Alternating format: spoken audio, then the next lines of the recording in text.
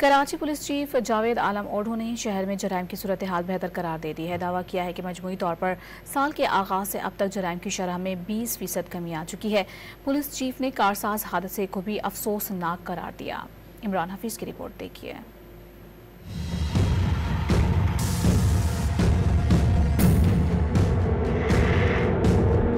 Karachi police chief ने शहर में जराइम की सूरत हाल में बेहतरी का दावा कर दिया। कराची पुलिस ऑफिस में प्रेस कॉन्फ्रेंस में पुलिस चीफ ने मस्बत चीज को उजागर करना लाजिम करार दिया। वाजे किया कि जराइम की सूरत हाल पर पॉलिसी तब्दील की। बदकिस्मती से जो इस साल के शुरू में या पिछले साल की एंड में जो क्राइम आया था और पूरा मैं कहूँगा कि शहरी तकरीबन चीख उठे थे, ख़ास तौर पे स्ट्रीट क्राइम में जो हाइक आई थी, तो अल्लाह के फजल से हम उससे अभी बहुत बेहतरी की तरफ आ गए हैं। एडिशनल आईजी कराची जावेद आलम ओढ़ो ने कारसाज हादसे को भी अफसोसनाक करार दिया। कहा कि पुलिस ने मौके पर पहुंचकर पहले मुलजिमा की जान बचाई और फिर उसको गिरफ्तार किया। इस मौके पर पहले उसकी जान को बचाया, बाद में उसको फौरन उसको गिरफ्तार किया।